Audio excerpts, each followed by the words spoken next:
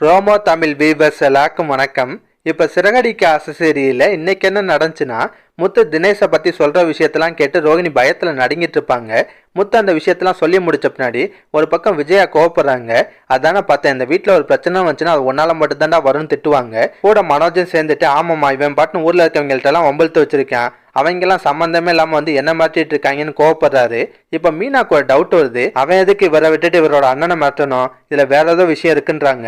அதை கேட்ட முத்து ஆமா மீனா எனக்கு இதே டவுட்டு தான், அவனை பிடிச்சி 2 தட்டு தட்டினா எல்லா உண்மையும் வெளியே வந்துடும், எங்கள் பசங்க எல்லாத்திட்டையும் அவனை பற்றி சொல்லி வச்சிருக்கேன், அவனை எங்கேயா பார்த்தா உடனே தகவல் கொடுக்க சொல்லியிருக்கேன், கண்டிப்பாக அவன் மாட்டிப்பான்றாரு. அதை கேட்ட ரோகிணிக்கு பயங்கர ஷாக் ஆகும். லாஸ்டா விஜயா வந்து எதுக்கும் நம்ம ஒரு போலீஸ் கம்ப்ளைண்ட் கொடுக்கலாமான்னு கேட்பாங்க. ஆனால் ரோகிணி வந்து அதெல்லாம் வேணாம், தேவையில்லாத பிரச்சனைன்னு சமாளிக்கிறாங்க.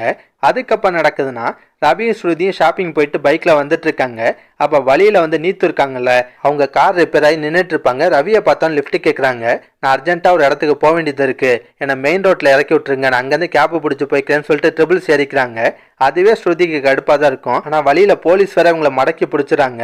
போலீஸ் ரவியை பார்த்து உன் மனசுல என்ன மன்மதன் நினப்பா, 2 பொண்ணோட ட்ரிபிள்ஸ் வரேன்னு திட்டுவார். அதுக்கு ரவி வந்து ஐயோ சார் அப்படிலாம் இல்லை சார், ஒரு எமர்ஜென்சி, அதனால தான் ட்ரிபிள்ஸ் வந்தோம், இது என் பாஸ், இது என் பொண்டாட்டின்னு அப்படியே மாற்றி காட்டுவார்.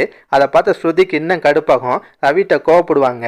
கடைசியில் ஃபைன்லாம் கட்டி ஒரு வழி அங்கேருந்து கிளம்பிடுறாங்க. அந்த சீன் பார்க்க நல்லா காமெடியாகவே இருந்துச்சு. அதுக்கப்புறம் நடக்குதுன்னா, அண்ணன் தம்பிங்க 3 பேரும் மொட்டை மாலில் நின்று பேசிட்டு இருக்காங்க. அப்போ முத்து சொல்றாரு, நாளையிலேருந்து நம்ம வீட்டில் கொலு ஸ்டார்ட் ஆகுது, அது சிறப்பாக பண்ணணும்னா ஆளுக்கு ஒரு வேலையாக எடுத்து செய்யணும், அப்போதான் எல்லாத்தையும் கரெக்டாக பண்ண முடியுன்றாரு. ஆனால் மனோஜ் வந்து வேலையெல்லாம் என்னால் செய்ய முடியாது, எனக்கு கடையிலே நிறைய வேலை இருக்குன்னுவாரு. முத்து வந்து இப்படி சொன்னால் எப்படி, எல்லாரும் வேலை செஞ்சு தான் ஆகணுன்றாரு. இப்போ மனோஜ் ரொம்ப நக்கலாக, நாங்கள் எதுக்கிட்ட வேலை செய்யணும், அதான் வேலை செய்கிறதுக்குன்னே இந்த வீட்டில் மீனான்னு ஒருத்தி இருக்காளேன்றாரு. அதை கேட்ட முத்துக்கு செம டென்ஷன் ஆகுது. என் பொண்டாட்டியை பார்த்தா உனக்கு என்ன வேலைக்காரி மரியாதை தெரியுதுன்னு அடிக்க துரத்துறாரு. ரவி வந்து முத்தை தடுப்பாரு. அதுக்கப்புறம் 3 பேருக்கு இடையில சின்ன சின்ன ஃபன்னான வாக்குவாதம்லாம் போயிட்டு இருக்கும். அதே மாதிரி இந்த பக்கம் கிச்சன்ல 3 மருமகளும் சேர்ந்து பேசிட்டு இருப்பாங்க. ஸ்ருதியும் மீனாவும் ரொம்ப கேஷுவலா பேசிட்டு இருக்காங்க.